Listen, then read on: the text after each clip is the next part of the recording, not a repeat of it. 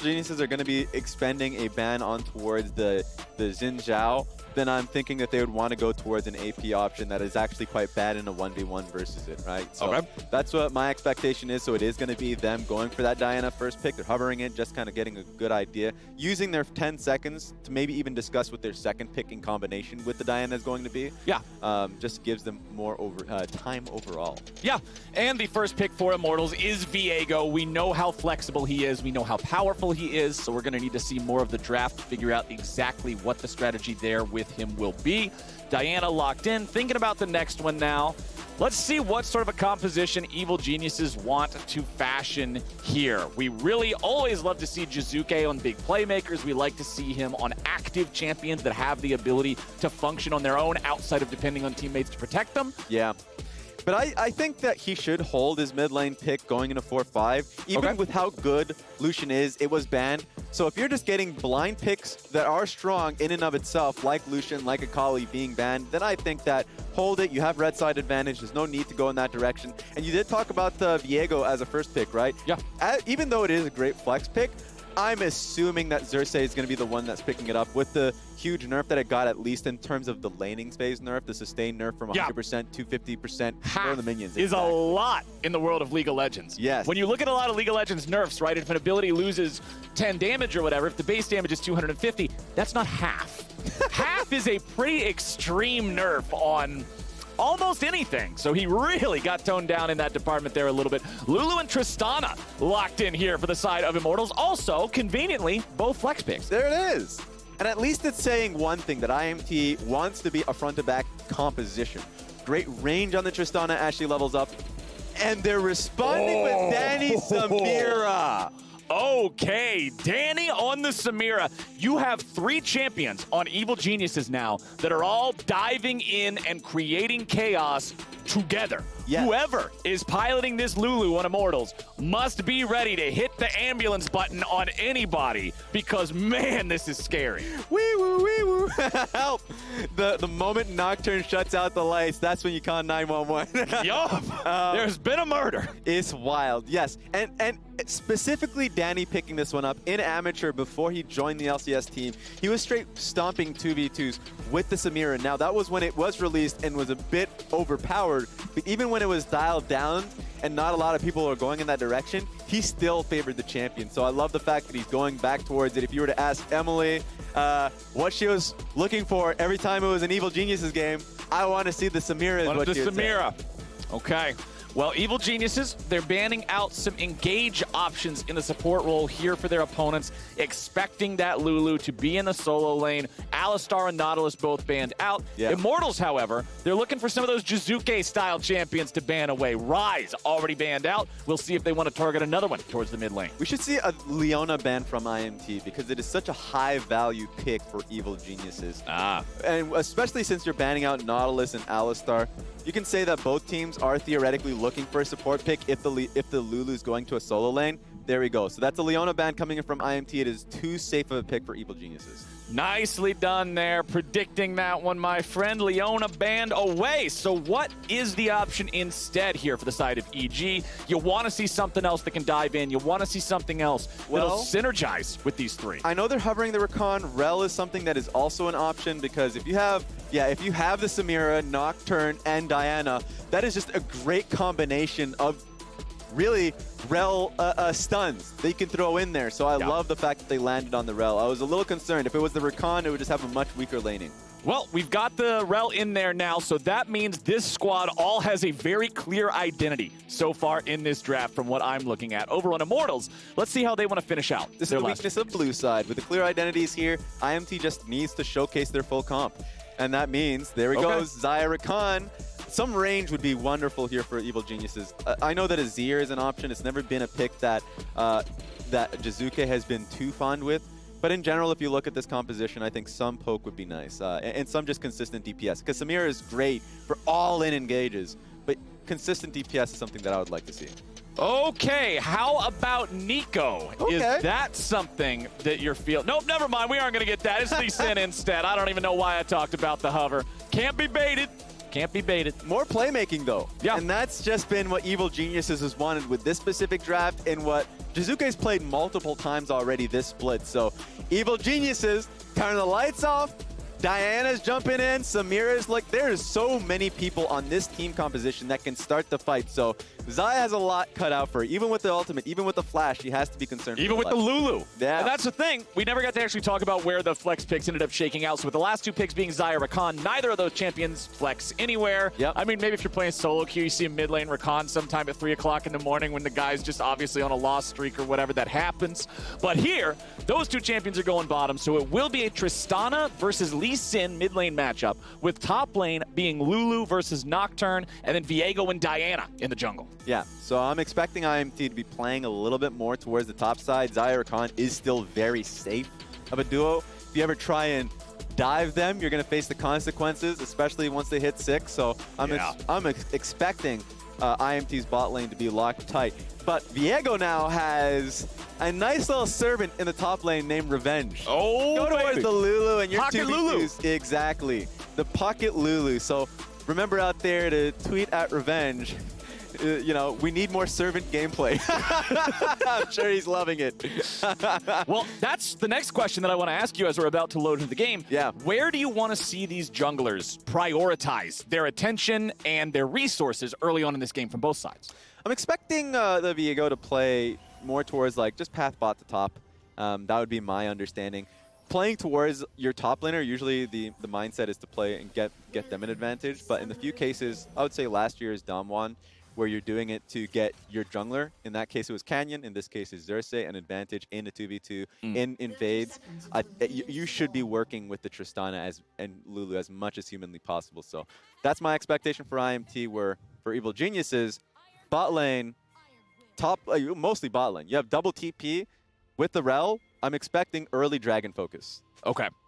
Well, we'll check back in on that and see how everything pans out here after a couple minutes of gameplay. Right now, everyone just drawing those lines of scrimmage here. You can see Raes and Destiny hanging out in their own jungle. Danny's just on point here in the river, making sure that nobody's trying to do any sort of wraparound type of invade. But with no one grouped up from either side, it's not looking like we're going to get a late invade either. Usually, if that happens, you'll see bot lane and jungle grouped up together in a brush waiting for that 1 minute and 26-second mark or something. But not this time around, so nobody's getting spicy here early on. Junglers are starting off on opposite sides of the rift, and as I say that, it's the perfect time to let y'all know the free ProView matchup for this game is here in the jungle. That's right, Xerxe versus Contractz on two very popular, very powerful champions right now. So if you're lost in the jungle, you're trying to figure out how in the hell to get some elo, tune in, figure it out, watch these guys. They ought to be the ones that know what's going on. Yeah, it's definitely going to be a fun matchup between both players, not only because just naturally Contractz and Xerxe have been high performers for their team. Contractz only had that one game, but he still popped off in that one. Has been working really well in Academy and in the Proving Ground circuit, especially in the previous split. So it's exciting to see those two junglers go up against each other, and also exciting matchups. Yeah. Diana and Viego are both two of those champions that when they pop off, they just make an absolute highlight clip of the game. So lots of potential there. Back here in the mid lane, Tristana versus Lee Sin. Of course, Lee Sin will be able to do pretty well just safeguarding himself, still being able to farm up, use the E to push, and maintain some presence here in the lane.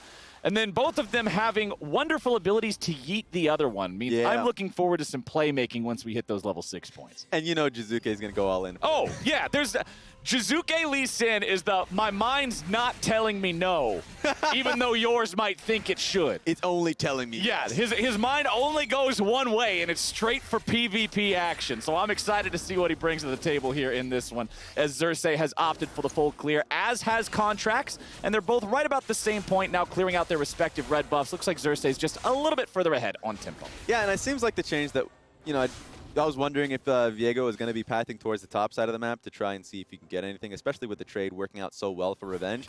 He's actually just looking to protect Destiny and Raes a little bit more, who've been pushing up. And remember, this 2v2 from Evil Geniuses is incredibly scrappy. If they are able to find a good engage when you're near their turret, if Contractz was pathing in that direction, would have been difficult, but here he is in the top lane. Okay, remember, Diana has no CC pre-6, so Flash coming out for the Fear Tether from Impact. They go in, but honestly, just not enough, and Impact is real hurt now after this. Revenge has no Flash to try to follow there for the kill, had to use it to get away, but that gank seemingly just helped Revenge more. Yeah, it sucked. He was way too close to his own turret.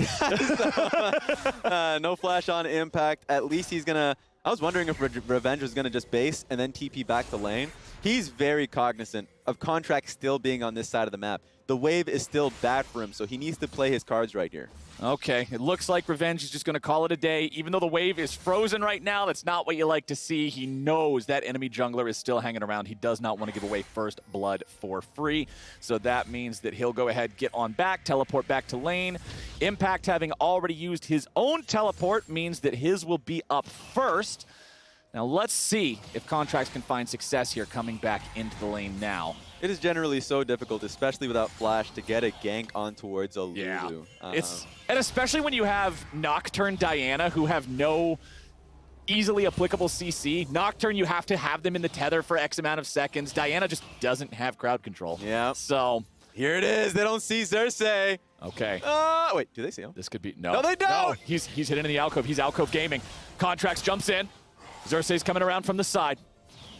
Doesn't look like a whole lot's going to happen here either way. The only one he could try to stun with the Spectral Maw would be Nocturne, but he's already got a spell shield. Now Impact's in a pretty bad position. He wants to get this wave fully shoved in. Revenge should be able to hold this wave.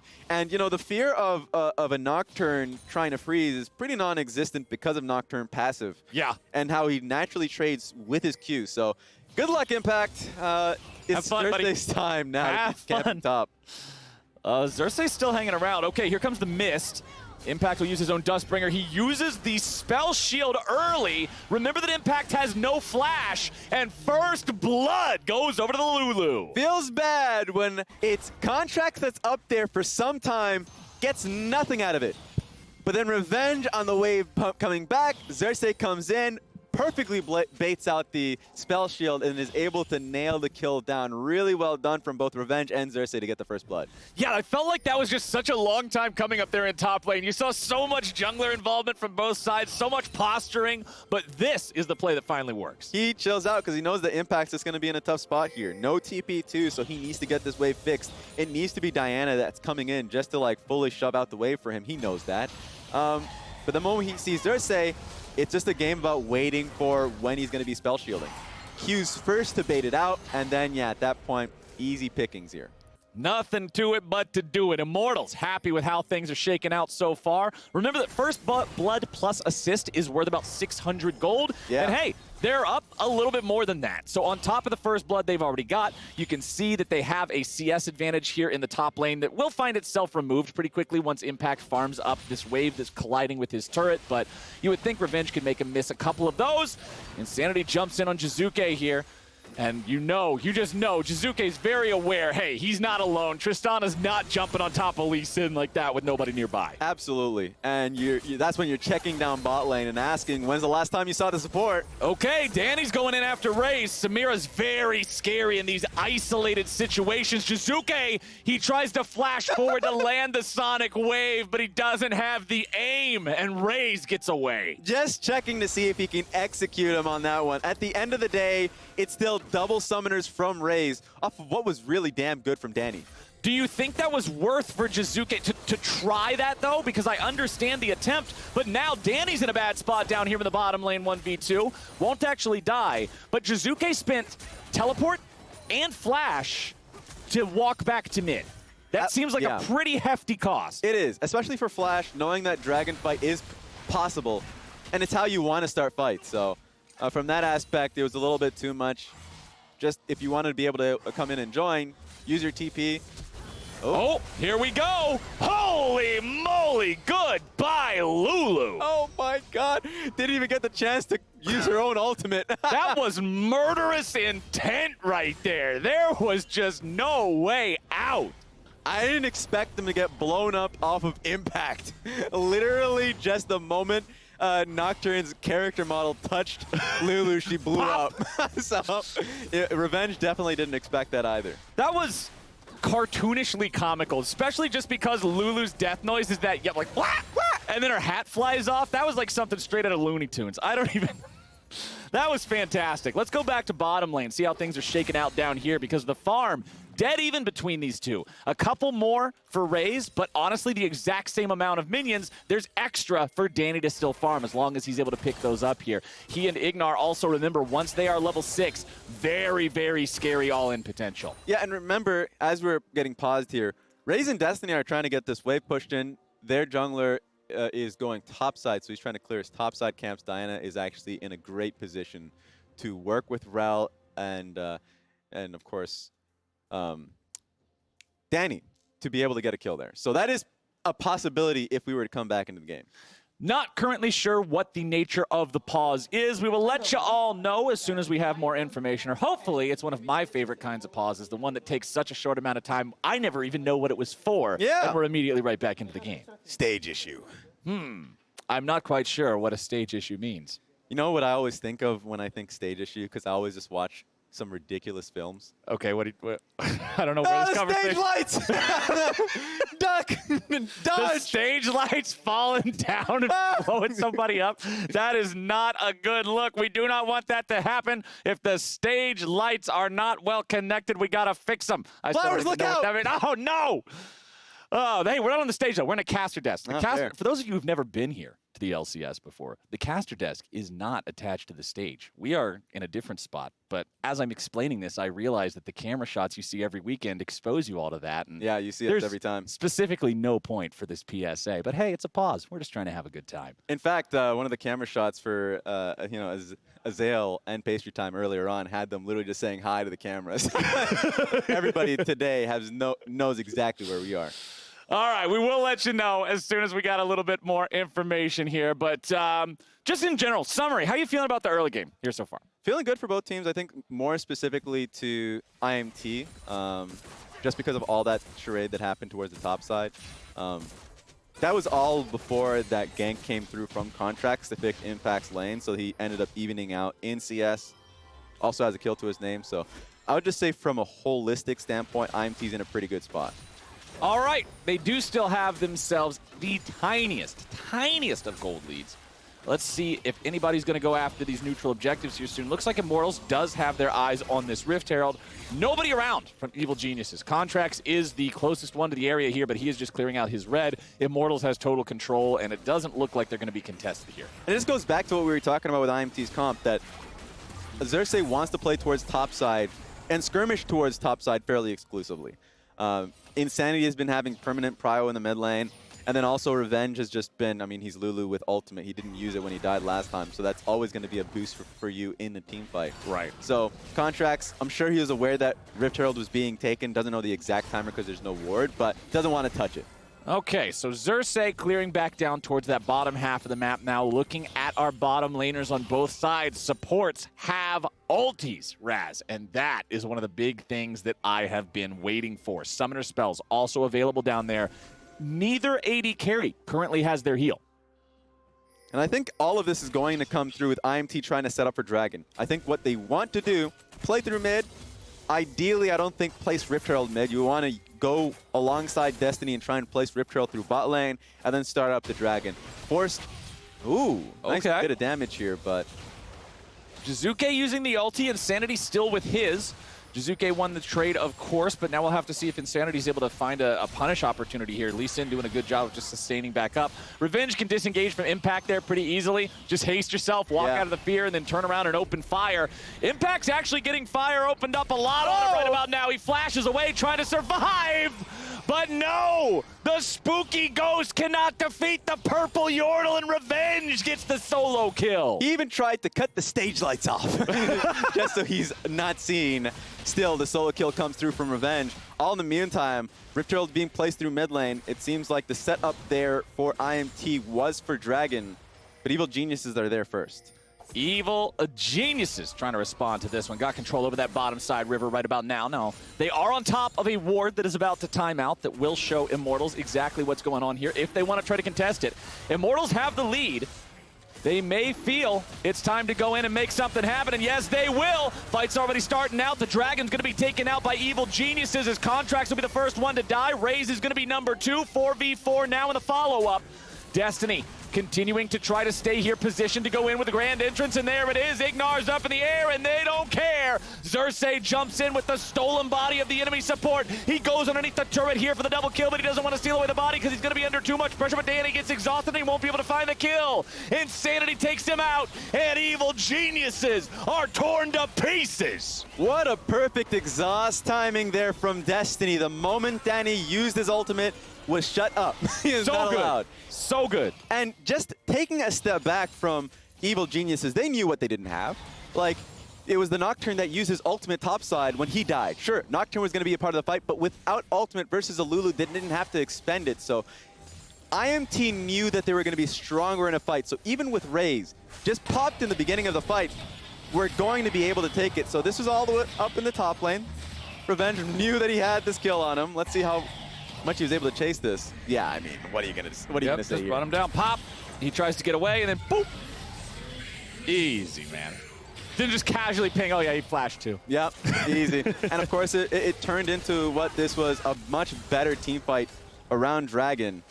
Okay, jumping on top of Contractz. Contractz having a tough time so far this game.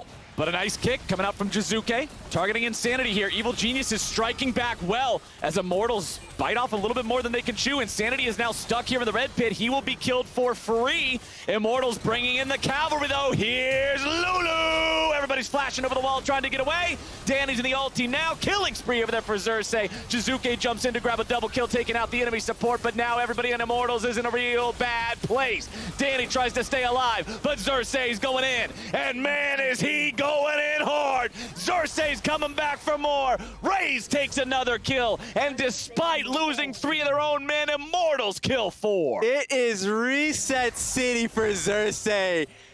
When things are getting tough, Evil Geniuses are trying to meet fire with fire, and it ain't working out. The resets are there for Xerxe. He's just ulting on top of them like Goombas, and he's 4-0-5 at this stage of the game.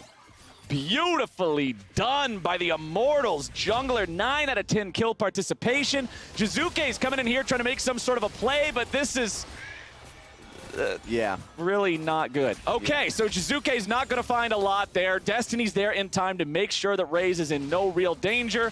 And so Evil Geniuses don't get a lot to strike back with. 3,500 gold down at 14 minutes. Immortals have built a very nice lead. And here's the reality. I think Evil Geniuses have definitely recognized that their composition that does not scale well, especially versus Xayah, Tristana, Lulu, and a Viego. Like, if we're just talking about a scaling teamfight aspect, IMT just trumps them. So when they're falling behind, Evil Genius is saying, we need to just take these fights to get back in. In this case, it starts with Contractz getting jumped on and losing quite a bit of his HP and flash, to say the least. So they see what is, hey, we're cornering IMT.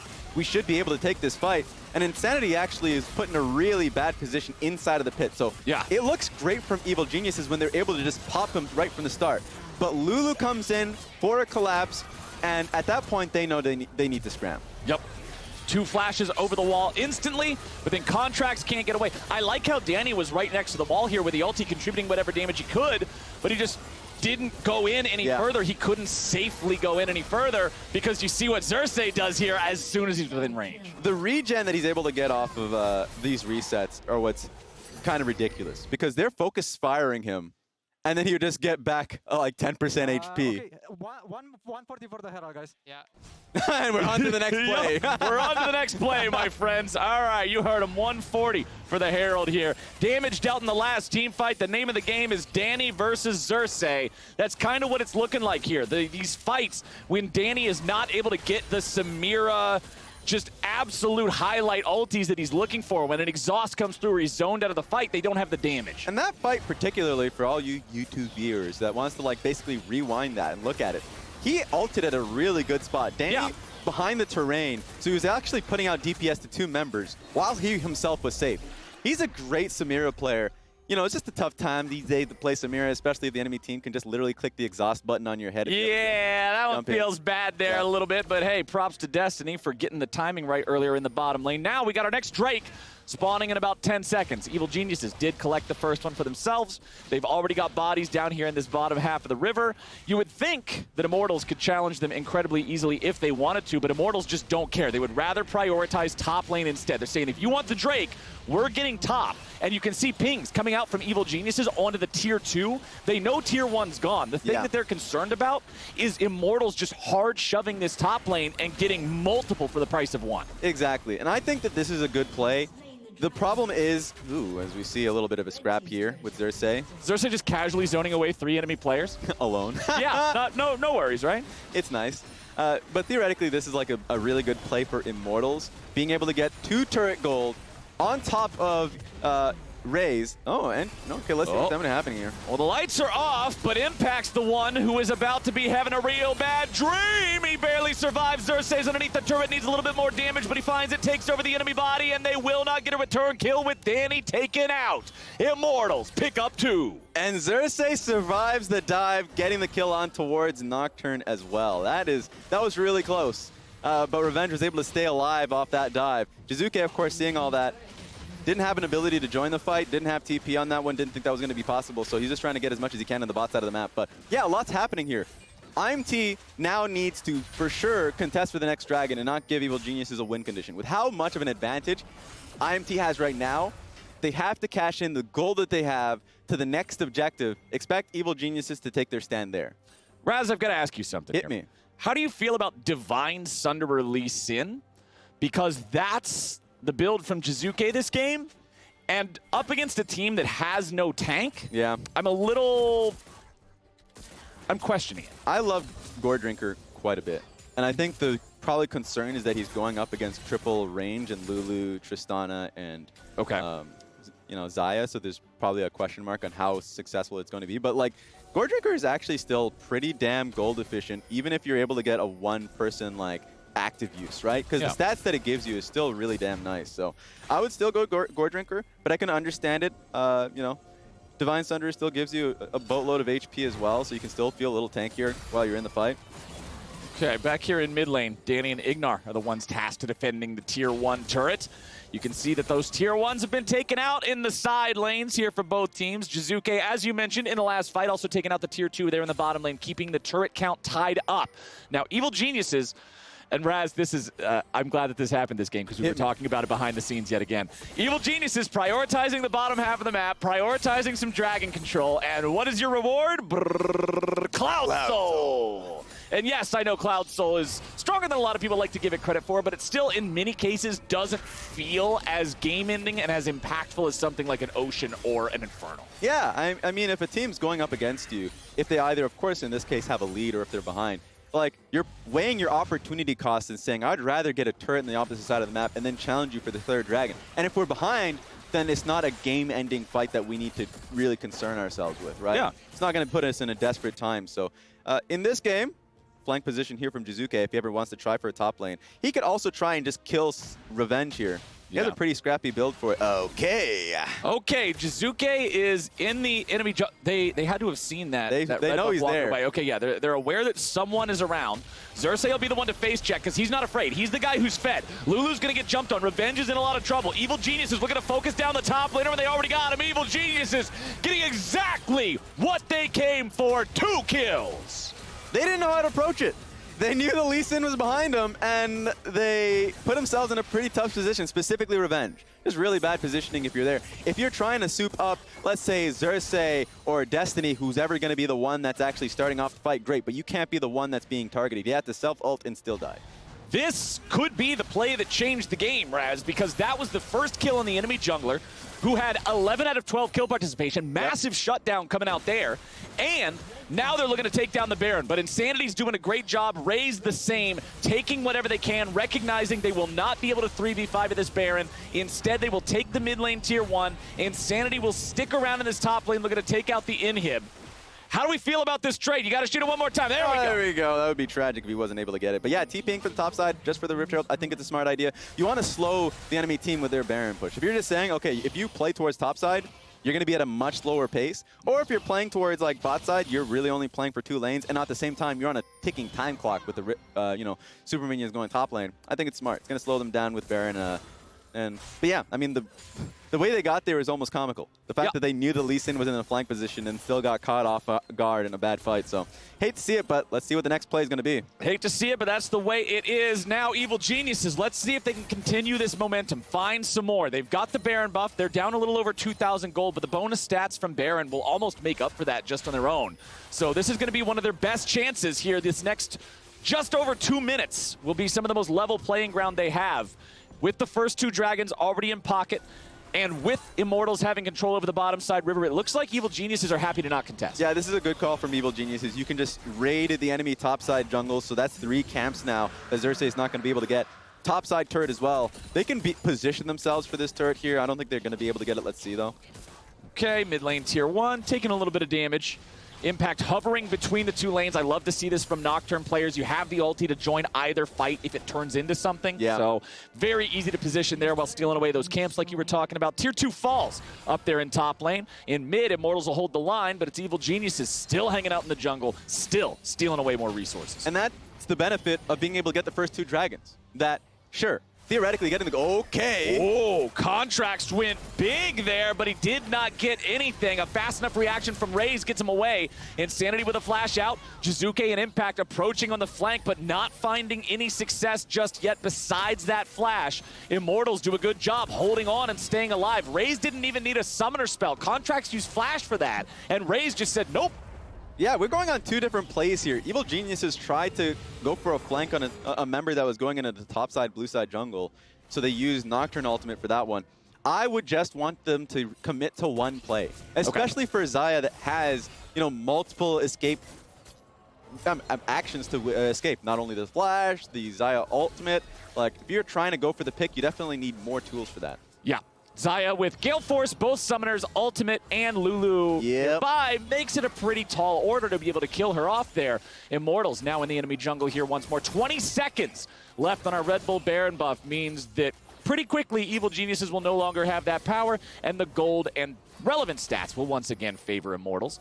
Let's see if they can find any plays to make here in this enemy jungle. Insanity will continue here just on that side lane duty, pushing up these waves, making sure that they have the opportunity to go for objectives. Destiny going after enemy players instead, jumps in there with the quickness, but can't lock down anybody long enough for them to get the kill. Impact loses a bit of HP, but that's all. Yeah, thought they got to pick on 2 more members here. They're constantly getting information that, of course, that Jiizuke is on the opposite side of the map, so if they can find a pick, then that would be really valuable. But nothing's happening here for the side of IMT, which means that it's a lot of solo experience and gold that Jiizuke is able to get on the top side of the map. He's been side lane most of this game, while you know, the rest of the team has been scrounging for a fight. So that's actually turned into a level advantage that he's had over Insanity. Just from that alone, from being on a team that's in a disadvantage. So what do you want to see here from Evil Geniuses specifically, Raes? Because they had that big play that got them the Baron, brought the game back to a very close state. Now, for this team who, for the first, 15 minutes was very much behind, how do they continue building themselves opportunities here 25 minutes in? First answer here for me is Rell Nocturne has always been that combination since spring. Playoffs, TSM was actually using that as a primary strategy that they had. So I don't care if Xayah and Tristana have escapes. If you just use Rell Nocturne to just get the jump on towards the Tristana as an example with no flash, then that just turns into an immediate pick. The rest of your team can jump on top of that one. Primarily Danny's passive, Contractz can come in all the same. Those are the things that I'm looking for, but Insanity's playing smart, playing with the wave top lane instead. Yeah, Insanity's doing a really good job of just using Tristana's pushing power, her turret taking power, and setting up shop here in the side lane. And notice the timing here in the bottom left as well. Inhibitor is respawning in about 25 seconds, and Immortals already have a double-stacked wave up here. They have control over this part of the map. They're ready to contest that yet again if Evil Geniuses are not in a good position to defend. In the other side of the map, Impact has pushed things up in bottom lane to the enemy inhibitor turret as well. But Insanity picks up turret number 6 of the game here for Immortals in mid. This is going to be a pretty awkward game for IMT if they're not able to get more off of the inhibitor push on top lane. The moment they traded Baron for inhibitor, you would expect them to do something with the pressure that they have, right? But really all they've given, like I've said, is Jiizuke the solo experience off of those waves. So he's actually, strongest member now, a 2-level advantage over Insanity. It's pretty absurd for a team that's been on the back foot for a large portion of this game. So immediately you'd think Dragon, but they're the ones that have only had the first Dragon because Evil Genius has been prioritizing that earlier. Baron would probably then be the next play. Let's see what IMT can do here. This is a lot of vision that EEG has set up. Okay, here we go! Contractz just immediately popping the enemy mid laner, and he does it at a crucial point in the game. Destiny jumps in, trying to go for the engage, loses most of his HP instantly. Impact's able to finish him off, and now with the enemy jungler stuck in the stasis, they won't be able to do a damn thing. Raes wants to survive, but Impact would prefer that he doesn't. A shield keeps him alive, and Ignar continues charging forward. Jiizuke's underneath the enemy turret, and that's right where he wants to be. Ace for nothing. Evil Geniuses. Full team sweep. It started with Insanity getting picked off in the bot lane by Contractz, and then the immediate fight afterwards, a fight that IMT chose. Evil Geniuses are now firmly in the driving seat. Holy moly, man. EG. Awesome fight coming out of these guys. Instantly getting the kill on Insanity before the fight could even start. Contractz started that off perfectly. This is insane. All that fog of war that IMT had to walk through. My eyes were focused straight on the mid lane. They had 3 members of Evil Geniuses hunting for a fight on that one, but it was Insanity that was on the side lane, just pushing these waves alone before walking to the enemy jungle. He wanted to rejoin his team. Had no idea that Contractz was already there, and so immediately IMT was the one that was forcing the fight, didn't get to see the TP come through from Jiizuke, and how is Raes supposed to fight this, right? Gets knocked out by the Lee Sin kick that ends up knocking him on the head. Nocturne ends up soloing him, so that one was just a poorly thought of fight immediately after losing your primary mid laner in Insanity. And then Impact just barely getting away. Somehow staying alive there right at the very end thanks to the shielding. Damage dealt in the last fight. Insanity never even got a single auto attack off on Contractz. He was just trying to get away, could not do it.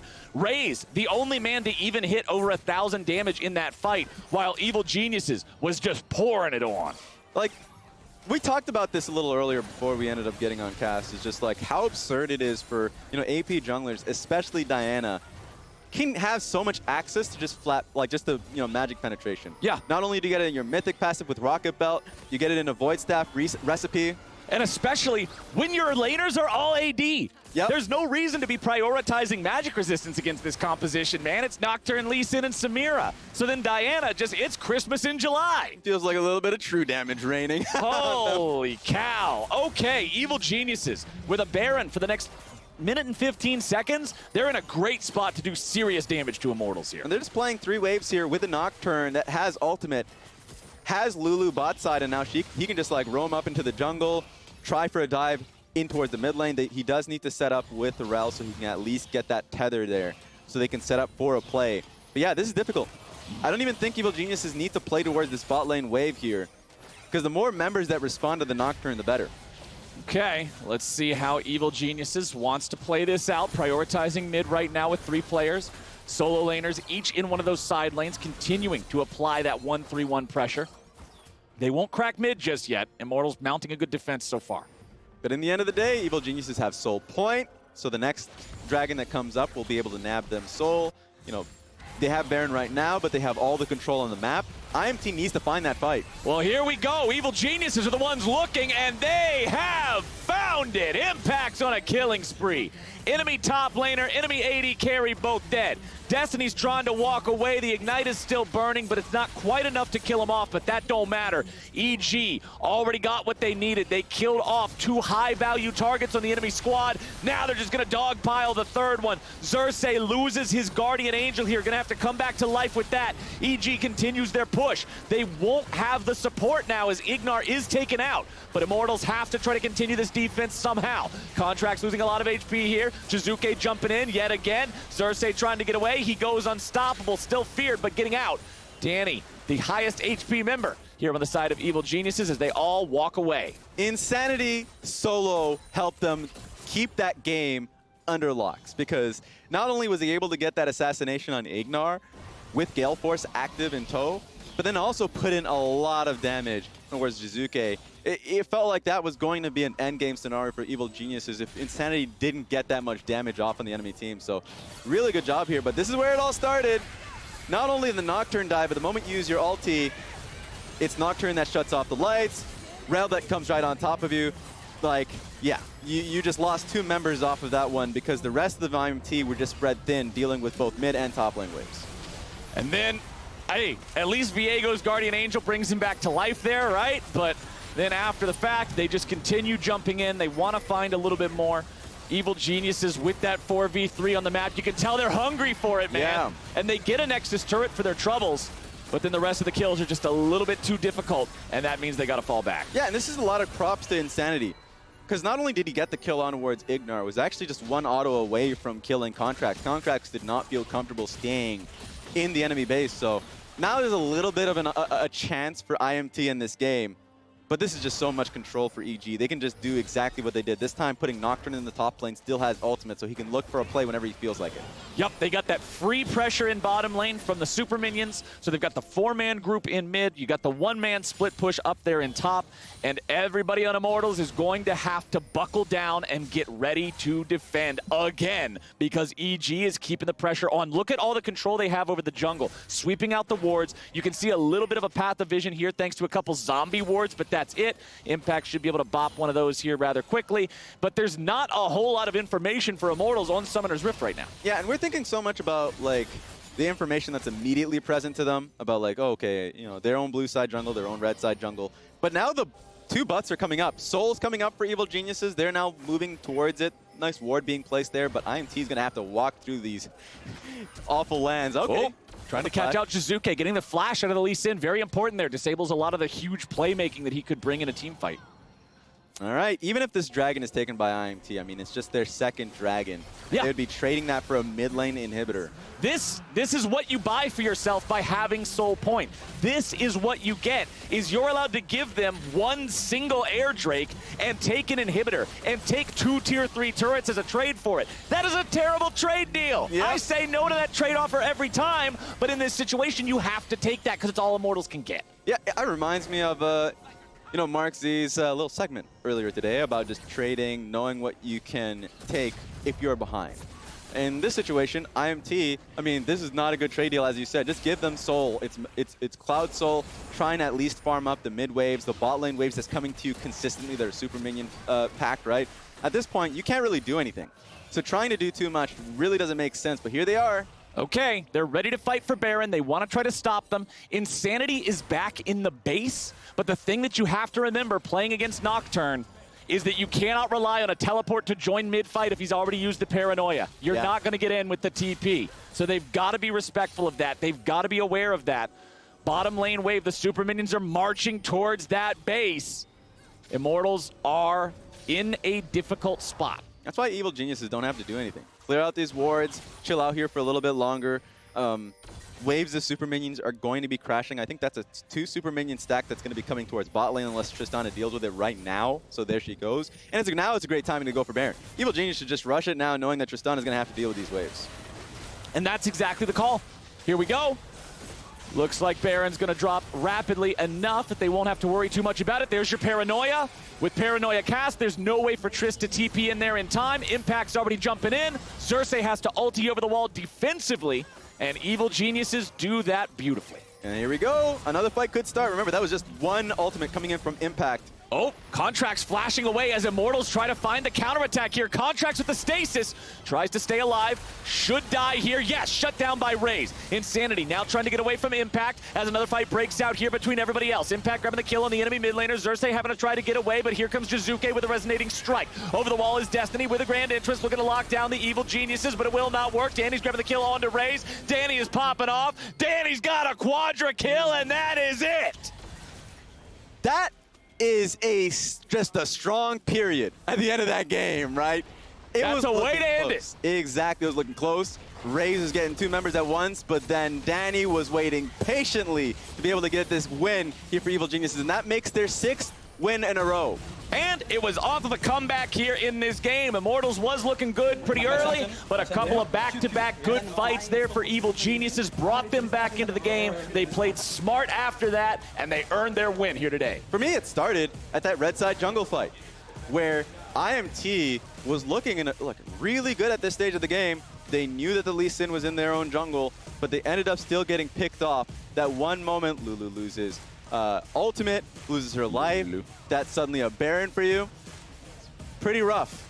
Yeah, honestly, credit to Evil Geniuses. Making the plays that they needed to make, setting themselves up properly to be able to fight their opponents and win those fights when they were down in gold to the degree that they were, and then not just throwing the ball back.